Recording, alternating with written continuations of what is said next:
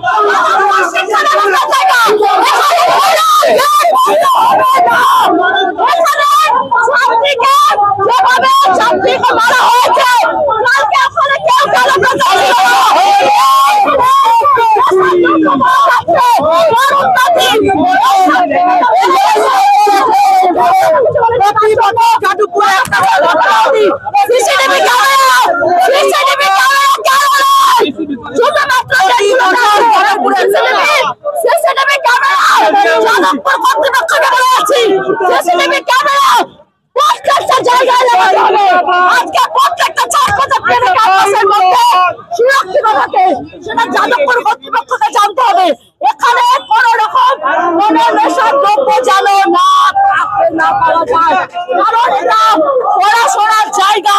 এখানে প্রত্যেকটা জায়গায় সিসিটিভি ক্যামেরা লাগাও। আমরা নেশামুক্ত ক্যাম্পাস চাই, আমরা অখিল ভারতীয় বিদ্যার্থী পরিষদ নেশামুক্ত ক্যাম্পাস চাই, আমরা কলেজ রেশন চাই, অখিল ভারতীয় বিদ্যার্থী পরিষদ অবশ্যই এর জন্য দায়ী নেবে যাদবপুর কর্তৃপক্ষ। কালকে 8টা পর্যন্ত যেখানে সময় ছিল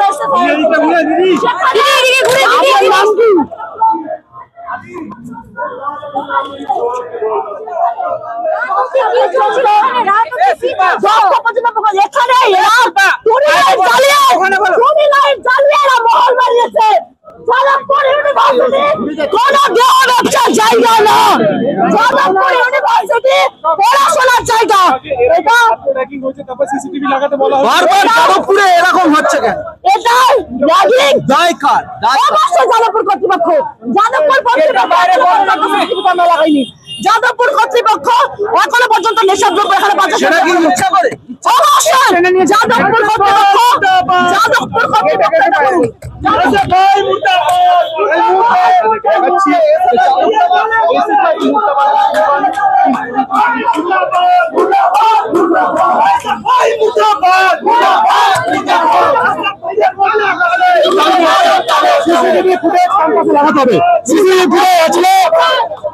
পশ্চিমবঙ্গে 1000-এর বেশি ক্যাম্পাস, কেন শুধুমাত্র যাদবপুর বিশ্ববিদ্যালয়ে ধরনের ঘটনা ঘটবে? কেন ঘটবে এই ধরনের ঘটনা? যাদবপুরে কেন ঘটবে? এই প্রতিবাদে এবিভিপির যাদবপুর বিশ্ববিদ্যালয় অভিযান। আমরা সার্জিক্যাল স্ট্রাইকে হুঙ্কার দিয়েছিলাম, এর আগে রামনবমীতে করেছি। আমরা সার্জিক্যাল স্ট্রাইক করতে সেটা আমরা করবো।